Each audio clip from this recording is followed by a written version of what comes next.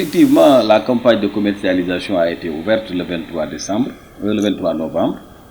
Et le 23 décembre, nous avions jugé utile d'aller un mois après, d'avoir la situation nette.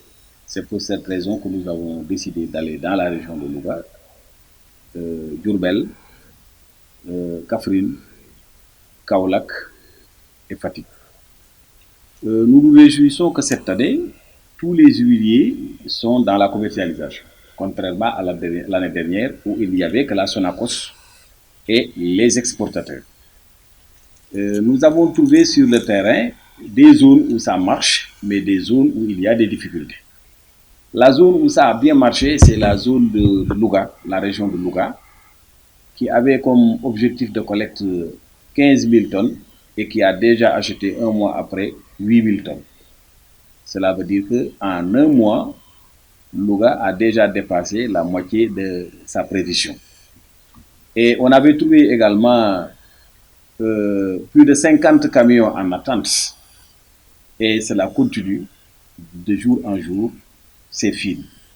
Cela prouve que donc au niveau de la région de Louga, les graines sont livrées à la Sonacos. C'est pourquoi nous félicitons les opérateurs de la région de Louga et les gros producteurs, notamment les marabouts, qui ont accepté de mettre leur production à la disposition de la Sonacos. À Diourbel, nous avons trouvé que donc en un mois, Diourbel a eu 1414 tonnes contre 480 tonnes l'année dernière. C'est-à-dire en un mois, ce que Diourbel avait collecté l'année dernière en un mois, il l'a doublé par 3, il l'a multiplié par 3. Et donc Diourbel effectivement est bien parti. Néanmoins, c'est très insuffisant par rapport vraiment au rythme dont Diourbel faisait sa commercialisation. À Kaolack également, la situation n'était pas bonne. Parce qu'à Kaolack, chaque jour, l'usine pouvait faire 1000 tonnes. Mais nous avons constaté que pratiquement toute la semaine, l'usine reçoit 1 ou 2 camions. Ce qui était vraiment très surprenant. Cependant, la commercialisation continue. Le gouvernement a pris une décision importante, à savoir que il faudrait d'abord que les semenciers trouvent leur compte, les huiliers également, et en même temps les exportateurs. Donc la campagne a bien démarré. Cependant, nous avons trouvé 3 sortes de prix.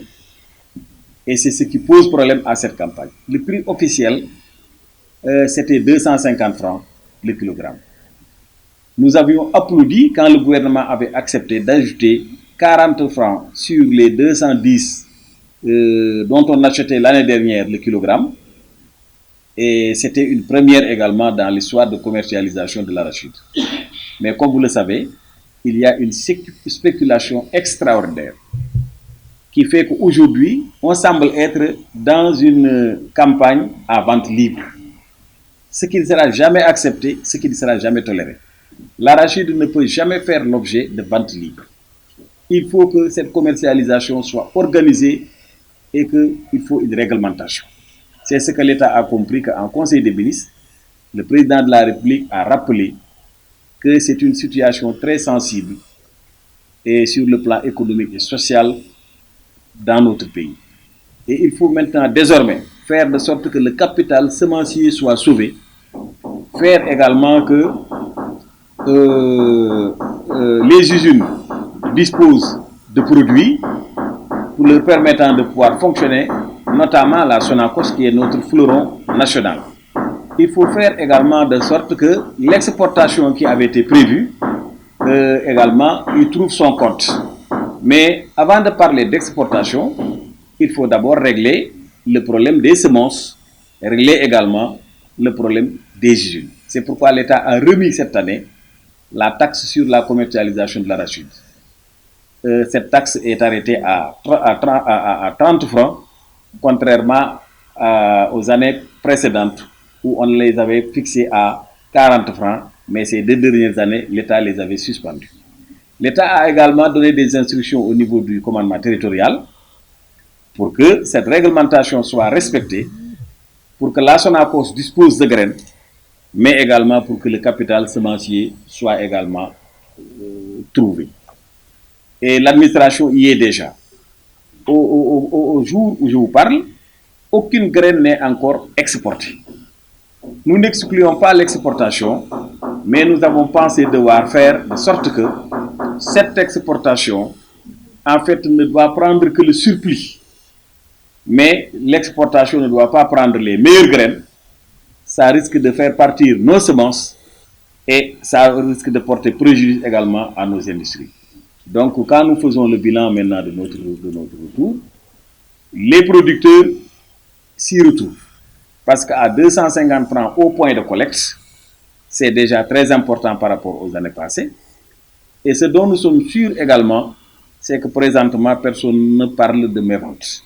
Parce qu'avec les usines qui fonctionnent, avec l'exportation qui attend aussi le signal de l'État pour partir, l'achat également des semences, parce que déjà en stock, les opérateurs ont déjà déclaré plus de 100 000 tonnes, or que l'État aura besoin de 75 000 tonnes. Donc en principe, tout ce que nous avons vu et tout ce que nous avons recommandé, c'est que l'État continue effectivement à mettre les dispositions qu'il faut, que l'administration territoriale, que tous les Sénégalais jouent le jeu pour que, en fait, le capital semencier soit d'abord réglé et que la Sonacos puisse disposer également de graines pour fonctionner. Parce que, comme vous le savez, c'est le fleuron national qui emploie beaucoup de Sénégalais en termes de saisonniers, en termes également de permanents, mais il y a également de grands fonctionnaires. Et que le rôle que joue la Sonacos dans la commercialisation, la Sonacos l'a toujours joué également dans la campagne agricole. Pour exemple, en 2000, le gouvernement n'avait pas la possibilité de fournir des semences parce qu'on n'en trouvait pas nulle part dans le pays.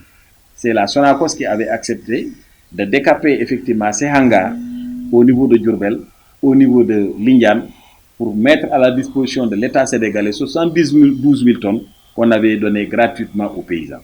Donc, n'eût été la Sonacos, on n'aurait jamais parlé de l'arachide maintenant au Sénégal. Donc, la situation, comme on l'a vécu, et que la campagne va aller jusqu'en fin mai, nous avons l'espoir que ça va aller.